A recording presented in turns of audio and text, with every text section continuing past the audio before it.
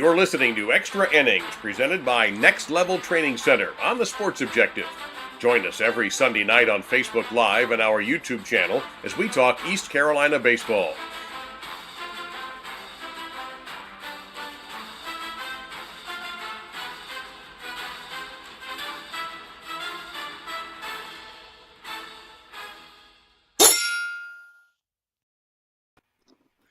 Welcome into a very special edition of Extra Innings right here on the Sports Objective, as our good friend Bubba Rosenbaum likes to call Jungle After Dark. Bubba Rosenbaum, you know, I think you did this on purpose to start the show now, because I was actually going to sing you happy birthday, but it's technically not your birthday, but happy belated birthday. I was going to say the guy's so dedicated, he's doing a show on his birthday. So how's it feeling to be 39?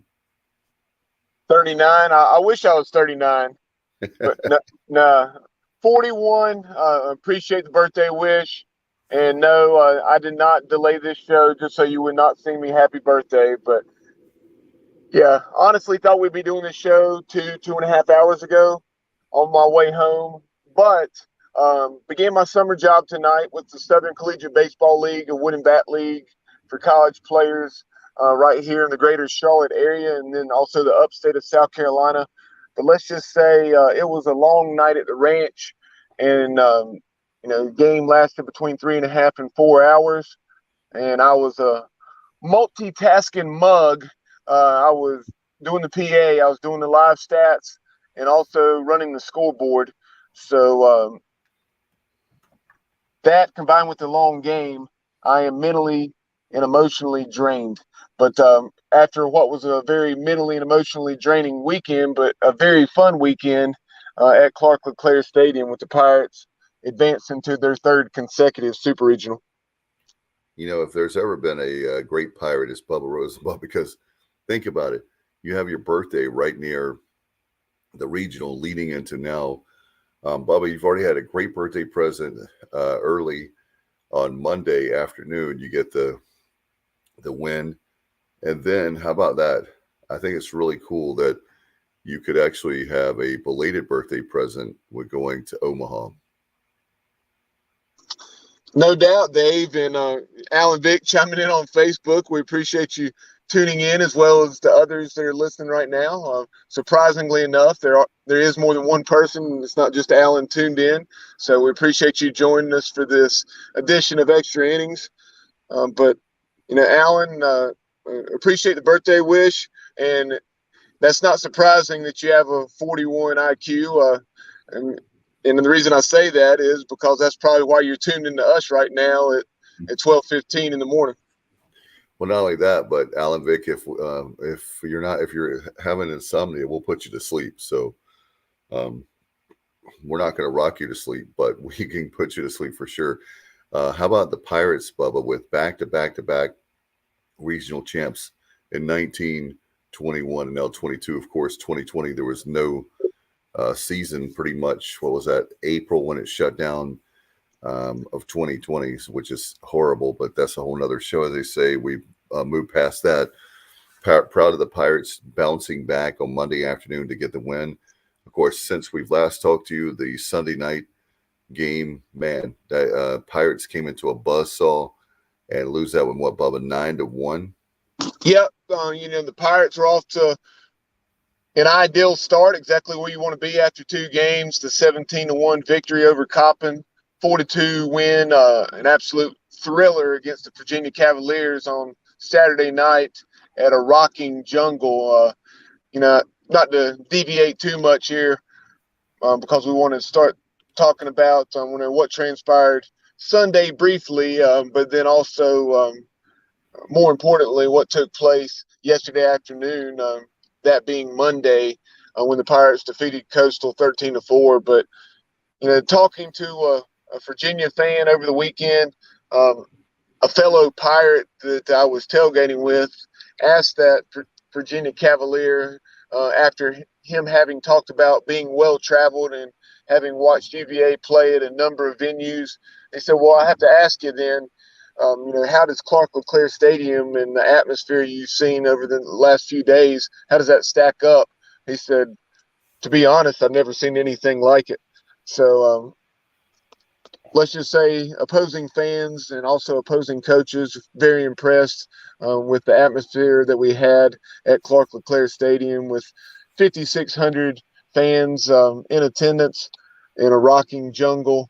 And it's only going to get crazier this weekend, and we'll talk about that in a few minutes with the Texas Longhorns coming to town, the number 8 seed Pirates and number 9 Texas doing battle beginning at noon on Friday. But like you said, that game on Sunday, really, it was much like the game on Monday in terms of Coastal Carolina jumped on East Carolina early. East Carolina pitchers were missing up. Jake Kuchmaner really struggled to locate the umpire. A lot of people didn't think he had a very good zone. And overall, I thought he had done a pretty good job. But there were some pitches that a lot of umpires would have given Cooch as well as the other Pirate pitchers that that particular umpire did not. And, when the Pirate pitchers kept missing up, I told a few folks standing around me, I said, if that continues, we're going to be in trouble because Coastal can really swing the bats. And sure enough, I think 3 home runs later, and, we were facing a pretty sizable deficit, and they continued to tack on as the game went on. And one of the good things that came out of that game is you had some arms like Wyatt Shinkman. He came into the game, gave the Pirates, I think, about 3 or 4 innings of work, 35 to 40 pitches, and that was critical, as we'll talk, because on Monday, you had really everyone on the staff was available. You did have Danny Beal that had thrown 69 pitches in a couple appearances, and then you also had C.J. Mayhew who threw 65 in his start against UVA, but otherwise it was really all hands on deck. Because nobody had thrown more than 45 pitches. It seemed like it to some fans that, hey, the Pirates are in trouble here just because there had been so many arms seeing action, but nobody had thrown a substantial number of pitches. So Carter Spivey, after the loss to Coastal on Sunday, went to Coach Godwin, asked for the ball. Coach Godwin had already made that decision that he was getting the ball anyway. And so on Monday, Carter was excellent. 5 innings, just 2 runs. Those 2 runs came on a 2-run bomb there in the top of the 4th, but 2 runs on 3 hits in 5 innings of work. And another big thing, he did not issue a free pass. I think he struck out something like 4 or 5. So Carter Spivey was excellent and gave us the performance we needed and exactly the performance you would expect to see out of the American Athletic Conference Pitcher of the Year en route to improving to 8-0. So just an awesome performance, and he is our PGXGloves.com Pitcher of the Week, Carter Spivey. Yeah, there was no question about it. I mean, I was wondering if that was who was going to get the ball, considering that very factor. You don't get the accolade of AAC Pitcher of the Year and not get the ball in that situation. And, Bubba, so many great pitchers that we have, but he's the guy that really this season's had the hot hand this season to remember. So happy for him, all that he's done and accomplished, and hopefully there's more to accomplish as far as wins are concerned down the line. And I feel like Coastal is a good team, no disrespect to them, but as far as their arms are concerned, I knew when we got out to Monday, I'm like, they've had a nice tournament, a nice regional. We have mutual respect. Bubba, I know that Gary Gilmore's been on our show at least twice, and what a great coach. What he's going through has been amazing. What an amazing feat for him to beat cancer. So was really proud of the Pirates, the way they responded. And I'll tell you what, another thing, Bubba, I love. And not only did Coach Gilmore beat cancer, like you said, it was stage 4, and I believe it was also pancreatic cancer. So just awesome. Praise God that Coach Gilmore was able to beat stage 4 pancreatic cancer, and it's awesome to see him doing so well.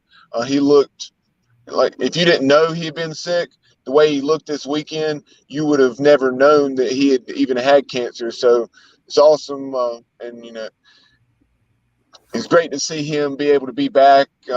And he's been back for a while. I'm not saying that, but it's great to see him being able to do what he loves to do, and that's coach college baseball. And that did not mean an end to his time as head coach there at Coastal, or obviously even worse. By the way, no doubt about it. And I want to mention too another fact. Even I probably shouldn't bring it up because Bubba's the stats guy, but Pirates are now 45-19, the same record that Texas has at 45-19. And if you're wondering, I do know this stat, Bubba. You'll be proud of me that the Pirates have won. The season record is for wins of the season is 51. So the Pirates would have to win 2 for the Super Regional. That would be 47. And they would have to get wins in the College World Series to break that record. And that should be not that they care about it. That's something that fans and media would talk about. But certainly that would be a great feat for this team. No doubt. And certainly remember winning 51 in 2004, 51 in 13, I believe it was. And there have been several times, at least a few times, that the Pirates have won 47. But if we were to win the Super Regional and win at least one game in Omaha, I'm not sure. I'm trying to remember. I think that would probably be the second most wins in school history at 48. I was wondering about that piece of it too. What comes close to 51? So, yeah, and the fact that we got to go through Texas first. But if you go through Texas, you're going to be playing. Wait for it, Tennessee, in the College World Series. But hey, Bubba, you know that both of us are competitors, and that would be an amazing feat to win the Supers and then go to play Tennessee in Omaha. And what if you beat them? You never know. I mean, I think they've got so much talent. They're going to be the one to beat, but who knows how that's going to play out. I am really proud of the Pirates as Pirates went down 9-1 on Sunday night. And then on Monday, with that big victory over Coastal, 13-4. Bubba, that was just an absolute offensive. It's like my son, Alexander, I don't know if what Riley does, but my son loves the show on Xbox and that baseball game. And it's amazing how much he's learned on that. But those kind of numbers with 13 runs, hey, they put it on them. And I thought you and I both agreed that the Pirates would look good on Monday. They did. And they were uber focused. They were hungry. And I think, Greg Olson said it best on Monday. You don't talk about the streak. You just say, hey, it ended. And the very fact that now you got a new streak of 1, right? So here we go. Yeah. A couple things. One, I've already talked about the pitching performance of Carter Spivey. Just excellent on Monday against the Chanticleers, giving the Pirates 5 solid innings. And the only blemish really was on the scoreboard was that 2-run bomb there in the top of the 4th. But exactly what the Pirates needed. And then Ben Terwilliger, Benny T was excellent. He's an absolute maniac, and I love it. Generally speaking, I would not be one as far as that big of a show of emotion, but you have to take into consideration the magnitude of the game. And at that time, when he showed that emotion, it's not like he did that when we were up 13-4. It was 5-2, and I think in that strikeout there was at least 1 runner, if not 2 runners on base. So you were talking about potentially the tying run at the plate. Very pressure-packed situation there in the top half of the 7th inning. And Benny T delivering again. He had 4 strikeouts, I think it was, in his 3 innings of work. And, he's been nothing but stellar down the stretch for Cliff Godwin and Austin Knight. And then kind of shifting over to the offensive thing, or actually very quickly before I do, because you talk about coming off that 9-1 performance, losing your first game since the end of April. That's right. The Pirates were Pirates were undefeated in the month of May and had won those 20 games in a row. And I wanted to call attention to that with something that Connor Litton, the former great Pirate third baseman for that one season back in 2018, I guess it was 28, or actually maybe it was 2019. I think it was 2018. But Connor chimed in. He said, ECU baseball players, today happened for a reason. It was meant to remind you that nothing is a given. In 24 and 18 turned into 44 and 18, not by luck, but rather by believing in one another and playing the way a Pirate plays. Start the game with fire and aggression. The Pirate fans are behind you. So great words of advice there on social media from former Pirate third baseman Connor Litton. And man, did the Pirates start in a hurry. Started very quickly. Really, it was exactly what the doctor ordered. Getting the early lead, putting up a couple runs in the first, and then that lead quickly grew. And you had 6 guys in the game with multiple hits. Bryson Worrell still in the show, reaching base on all 5 of his plate appearances, 4 for 4 with the walk. A home run, the big 3-run blast there in the bottom of the 7th when the Pirates put up that snowman, the 8-run inning to blow the game wide open, making it 13-2 before going on to the 13-4 win. In addition, you also Lane to the regional in terms of actually getting a hit. He had contributed in a variety of other ways. He had some solid quality at bats, but nothing to show for it. But Hoove had a 2-hit game. You also had Jacob Jenkins-Cowart with 3 hits and 3 runs batted in. You had Zach Agnos with 2 hits, reaching base, 4 out of 5 times, as he also had a pair of walks. You had Jacob Starling, who had not had many hits in the regional. He went 3 for 5 with a couple RBI. And then also Joey Barini, who pitched during the middle of the game after pinch hitting and getting a hit. Joey Barini went on to have a 2 for 3 afternoon. So an awesome offensive performance, 13 runs on 17 hits. And then defensively, the Pirates received web gems. Bryson Worrell was on SportsCenter's top 10. Once again, a couple diving catches laying out towards the center field gap there in left center. And the Pirates played error-free baseball in that decisive game on Monday afternoon.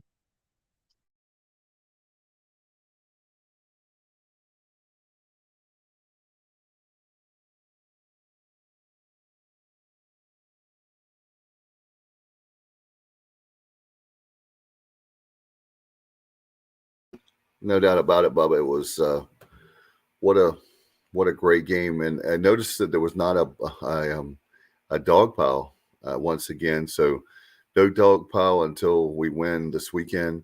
So if we don't win this weekend, there obviously wouldn't be a dog pile anyway. You're not going to lose, but just real proud to have 3. Think about that, 7 super regionals now, and that's 4 out of the 7 are Cliff Godwin, right, Bubba? 3. Well, actually, sorry, you're correct. 4. Sorry, 2016, and then 3 consecutive now. And then obviously prior to that, 01, 04, and 09. So, prior to that, you had Coach LeClaire with 1, Randy Mazey with 1, and Billy Godwin with 1. Now 4 for Cliff. And I think that it just goes to show how tough it is to win, and how with Coach he pushes these guys, but you see when he pushes these guys, the results that he's getting time in and time again. And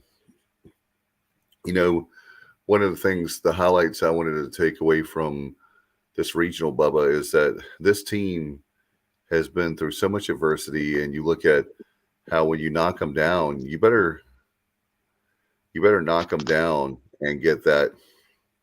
Make sure you knock them down and keep them down, because if not, they're going to come up and do what they did on Monday to you. So I think that another thing is, one of my favorite sayings is, don't wake up the grizzly bear. And I think that that's exactly what happened, is that Coastal woke up the grizzly bear and the Pirates made them pay for it. Yeah, I was fully confident after Sunday's 9-1 defeat that we were going to respond, that we were going to flush it and, focus on the task at hand. Coach Godwin hopped on social media after the game and just talking about how important it was that Pirate Nation create the atmosphere that they did in fact create on Monday afternoon. And, kudos to Pirate Nation for that. No, it wasn't as big as the crowds on Saturday and Sunday where there was, 5,603. And then I believe for the first game against Coastal was 5,588. But a very large and enthusiastic crowd nonetheless. Mike Houston, a lot of the coaches and players were out in the right field jungle, and that was awesome to see. I also saw a new head men's basketball coach, Mike Schwartz, was on social media and saying that the entire Pirate basketball team was there. So it's great to see Pirates supporting Pirates and, helping pick up some of that slack where other members of Pirate Nation, that are part of the workforce and would have loved to have been there but simply could not. Or people in the situation like myself where they just had family obligations and could not be there. It's great to see everyone jumping in, supporting this team. And, one of the things before we move on and talk about what lies ahead with the Texas Longhorns coming to town, you had a very controversial moment there in the bottom of the seventh when Bryson Worrell hit his 3-run bomb. Yes, he stood there for a second or so and admired it. But anybody that was familiar with what transpired on Sunday as well as Monday, Coastal Carolina, they bat flipped pretty emphatically, and for lack of a better word, dogged it when they hit some home runs, much more so than Bryson Worrell did.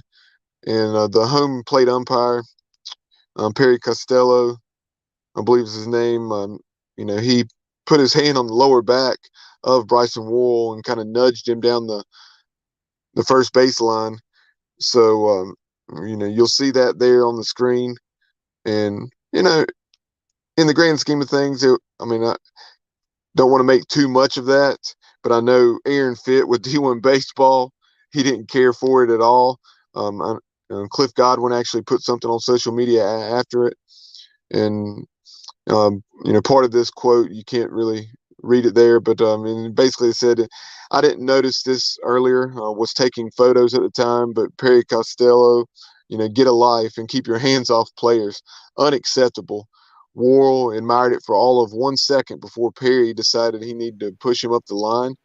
How does this guy keep getting big assignments in postseason play is beyond me, and that was Aaron Fitt of D1 Baseball. Exactly. It bothered me when I saw that I was actually at work, so I wanted to be out there. The main reason it bothered me some is just because of what Coastal had done in the double standard. I understood what the umpire was trying to do as far as diffuse a situation, before it had a chance to, make Coastal, want to throw at one of the Pirates or something of that nature. But at the same time, why didn't he have that same sense of urgency when I think it was Lucky of Coastal that homered on Sunday as well as yesterday when Lucky hit the home run, in both of those games. Why didn't he jump on him and tell him to run? So, well, not only that, but you're exactly right on that, Bubba. But at the same time, I told you pre-show when we were in the green room, the bottom line is this. Think about this. If Bryson Worrell had put his hands on the umpire, he's ejected. He's probably missing games. But the umpire can put his hands on a player. That could have gotten ugly too. And I'm glad it didn't. But, there's no reason for that. And I was really upset about it. But, we were up at that point. It was a 3-run shot there, a 3-run jack to right field, but still it was the principle of the thing for me. And I agree with you. I don't have a problem. Maybe I'm one of those guys. last time I checked, it's not easy to hit a home run. Okay, it's not easy to hit a home run. Period. And think about that level of baseball, Bubba. As you were a tremendous athlete, it's like scoring a touchdown. I have no problems with scoring a touchdown and people celebrating because it's not easy to do. It doesn't happen all the time. So that's my frustration with umpires, is that get over that. It's a great thing. It's a great part of the game. Do you really think there's a thing for the All-Star game called the Home Run Derby? People love, like me, and I'm millions of fans for baseball. We love to see home runs hit. Everybody does. Tell me one person that doesn't want to see a home run hit. Obviously, you don't want to see the opposing team, but just in general, speaking of a baseball fan, you love to see a home run hit. So enough about that. But that was just something I was really upset about, and glad that nothing happened there, but it could have happened on the reverse for East Carolina folks. Yeah, no doubt. And, it was very interesting. I had a feeling I knew what Coach Godwin thought about it, and I was right, but I was a little surprised, and then part of me, I guess, not surprised. I thought, he'd probably would address it in maybe his post-game press conference, but when Coach tweeted a couple times at least about it, quote tweeting what others had put out there, like what Lucky from Coastal Carolina had done with the bat flip, and standing there much longer than what Bryson Worrell did. But yeah, interesting situation nonetheless. But if you want to, very quickly, as we're wrapping the show up and discussing what lies ahead with the start of the Greenville Super Regional on Friday at noon, and also Saturday will be at noon. Very disappointed with that. I was hoping, with a marquee matchup, and I know there's a lot of other marquee matchups around the nation, but at the same time, with East Carolina seeking its first ever trip to Omaha, but being a consistent super regional team over recent years, and then Texas, being the preseason number 1 and the number 9 overall national seed, I was really hoping that, and then obviously the most storied program in the history of college baseball, with more Omaha and CWS trips than anyone, and then I think more regional appearances than anyone, and maybe more wins than anyone. But it's going to be a tremendous matchup. We'll prepare you for it, and we're going to do our best. Reached out and tried to get head coach David Pierce on. We knew that was probably going to be unlikely with the quick turnaround, as well as, with that travel time from Austin to Greenville in there. We're going to do our best to have the play-by-play voice of the Texas Longhorns on to talk about this weekend's Super Regional. But taking a look at some of the other results around the country, you had the University of North Carolina winning 2 straight games against VCU to advance and host a Super Regional, and Arkansas was able to win its regional out in Stillwater at Oklahoma State. So the Razorbacks, who were a disappointment a season ago when NC State went into Fayetteville and knocked off the Razorbacks, they are back in the Super Regionals, this time going on the road to Boshamer Stadium to take on Scott Forbes and the Tar Heels. You also had Louisville. Louisville, they had their backs against the wall in their regional there at Patterson Stadium, and they were able to come back and beat, unfortunately, Eric Bakich and Nick Schnabel's Michigan Wolverines to advance to the College Station Super Regional, as Jim Schlossnagel has the Texas A&M Aggies in a Super Regional in his first season there in College Station. You had Virginia Tech. They kind of ran away with the Blacksburg Regional, putting up a lot of runs. We've talked about their potent offense, and they have the Oklahoma Sooners, who won the Big 12 tournament and are playing some of the best baseball probably of any team in the field right now. They went into Gainesville and won that regional to advance to the Blacksburg Super Regional. Auburn, they were dominant down on the Plains in their regional, and they took out UCLA in the regional championship in lopsided fashion, and they are going to Corvallis to take on, I believe it's number 3 overall seed Oregon State who held off a very stubborn Vandy team. I think Vandy beat them in the first game and then lost 6-5 or something like that, a one-run ball game in the regional championship. You had UConn hold off Maryland there in College Park, and Coach Penders and the Huskies advanced to the Stanford Super Regional out in Palo Alto as the Cardinal rallied, winning 2 games against Sunbelt foe Texas State to advance. You had Ole Miss. The Rebels were the last team in the field, and they went down to Coral Gables, and they really were dominant, especially in the championship game, as they took out Arizona of the Pac-12 22-6 in the championship game to advance to the Hattiesburg Super Regional, and that's right, the Southern Miss Golden Eagles. They had their backs against the wall there in their own regional, and they won 2 against the SEC's LSU Tigers to set up, what a super regional this is.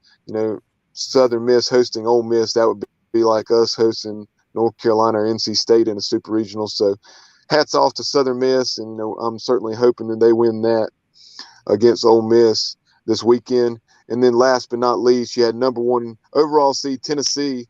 They were pushed to the limit a couple of times. Campbell gave them everything they wanted, and that was an 8-7 ball game in the 8th inning before the Vols put up a 4 spot to go on to the 12-7 victory. And then Georgia Tech, they had it at a 1-run ball game, and then I believe it was the top of the 9th, and they were able to put up some insurance runs. Then Tennessee to salt away that game against the Georgia Tech Yellow Jackets and advance, as they will be hosting Link Jarrett and the Notre Dame Fighting Irish, who came out of the Statesboro Regional. I believe they went 3-0, if I'm not mistaken, down in Statesboro. And they have an excellent pitching staff, so that's going to be a tremendous matchup with their arms against those Tennessee bats. It's going to be fantastic. I tell you what, Friday and Saturday at noon, like you said, we were hoping for at least a later start time, but we have, as our good friend Steve and I go 3 years in a row, we have, I think, if I'm not mistaken, Bubba, the earliest regional. I know 19 we definitely did. But anyway, it is what it is. And get your tickets. By the way, the deadline was this afternoon or yesterday at 5 o'clock. So go ahead, and tickets are very cheap for the regional. They're like $17 a seat. I bought 4 seats, so I got that. Very reasonable to go. Let's go. Let's pack that place.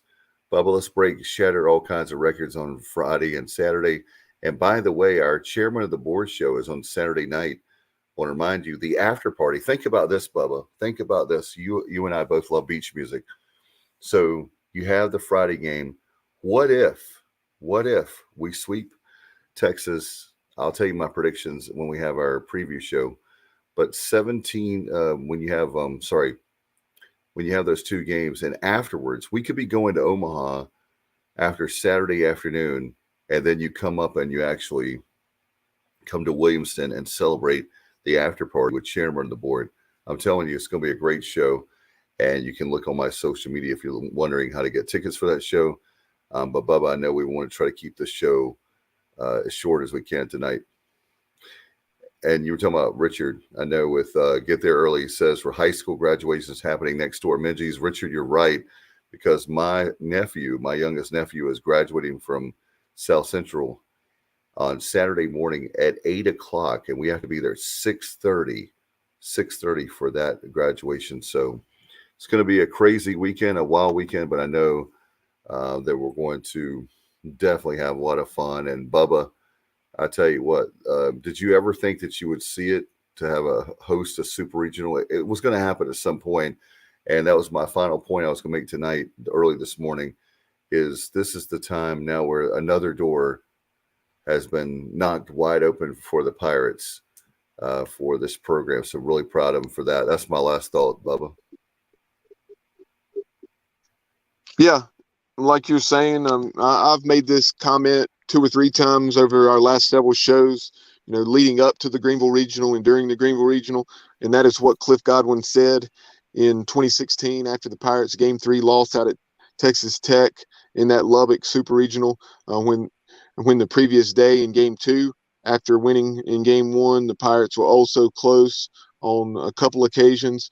And the last was there in the that ball game was in extra innings, and Brady Lloyd hit that ball. It was seemingly headed for center field, but it hit the backside of the mound and kicked enough towards second base, where the Red Raiders second baseman was able to throw Brady out, a step or so, and Texas Tech went on to win that game. And they won in blowout fashion in Game 3 to advance to Omaha. But after that Game 3 loss, Coach Godwin said it wasn't in the cards to go to Omaha on the road. Coach LeClaire would want it to happen at Clark LeClaire Stadium. He would want Pirate Nation to see it live. And that's something that, I really have thought about that a lot here recently, especially once the Pirates got that number 8 national seed, where we knew if we took care of business the way we did, that we would be hosting this weekend, and that it would quite possibly be against Texas. That, man, what an awesome opportunity for this program to get to Omaha for the first time in front of 5,600 plus fans at Clark LeClaire Stadium, over college baseball's most storied program, a program that's been to Omaha something like 37 or 38 times, won countless games. I mean, they've won something like 600 more games than any other Division I program, and been to Omaha. I mean, not only been to Omaha, but been to the NCAA tournament more than any other program. And really, Dave, you think about it, I don't know this to be a fact, but they're definitely right there at the top, if not the very top, in terms of the richest college athletics program. Yeah, I mean, it's just, I believe there's budget. What is their budget? Like 145 million. Hours is like 54 million or something like that. So somewhere in that neighborhood. Bubba, you're the numbers guy.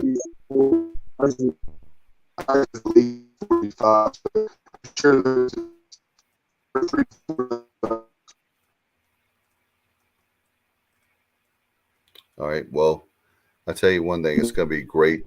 Remember to get your tickets at 1-800-ECU, and you can also go online at Pirates, ECUPirates.com to get your tickets as well, or even the secondary market. You may have to do that to get super regional tickets. Bubba will find out how many tickets are sold. We'll find that out and put it up on definitely on social media. We appreciate you so much for being with us in this early morning hours of we call it Jungle After Dark, and we've had a lot of fun. By the way, want to remind you two fans to take care of our title sponsor, and that is with Trent Brent, Gainell Britt, and that's Next Level Training Center. Thanks to them, nextleveltc.com. You can go to their Facebook page, 252-756 next. Thank you for the support of the program, to the Brits for sure. And Bubba, do you have anything before we go? Yeah, Dave, very quickly, I will say that earlier this afternoon, while you were still at work and handling various things, I was able to catch up kind of last minute with Mark Minikaze. Cool. Kaz had reached out to me, returning some of my messages from over the weekend. And he is still managing in the Atlantic League, which is an independent professional baseball league. He is now in Lexington, Kentucky, same league as the West Virginia Power, in which he led the West Virginia Power to a championship season last year. Wow. But he is now, I'm trying to remember the name of his team. It's the something Genomes. But Kaz, he was an excellent interview, very entertaining. And he is managing that independent ball team that has something like 14 or 15 former major league players. So excellent. I think about a 25-minute conversation or something like that with Mark Minikaze. And that will be on our YouTube and Facebook accounts, here probably on Wednesday morning. So definitely be sure to check out that conversation with Mark Minikaze. Sounds good. And obviously we have a big show with Ken Knox, chairman of the board, Bubba.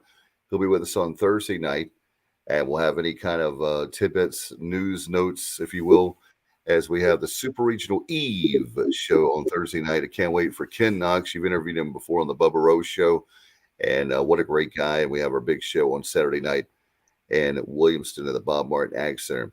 All right, Bubba, do you have anything before we go, my friend? No, love chairman of the board, and folks in Eastern North Carolina. If you love the chairman, and so many folks. I know there's an Eastern North Carolina Shag Club. Yep. And a lot of people, even maybe if they're not necessarily shaggers, they love the chairman. And no, it's not exactly the same as when General Johnson was part of the group and the lead singer, Right. but they're still excellent. The guys that are part of the group now, they do an excellent job. And definitely, if you love the chairman and the songs that are Carolina Girls is one that immediately comes to mind that a lot of people may recognize, Yep. even if they don't necessarily know that it's the chairman of the board singing it. But I know Tom Earnhardt, who is one of our loyal listeners, chimed in and just talking about how much he loves the chairman of the board. He and his wife are big shaggers, and he was joking with me saying, "Hey, I didn't know you were a shagger." And I said, "Well, I'm not, but I love their music." No question. A lot of great beach music. And I'm telling you what, chairman of the board, innovativeticketing.com. You can get your tickets there. Just search for chairman of the board. If you're in the Williamston area, then go by Porky's Backyard Barbecue or the Martin County Chamber of Commerce. We appreciate their support of the sports objective.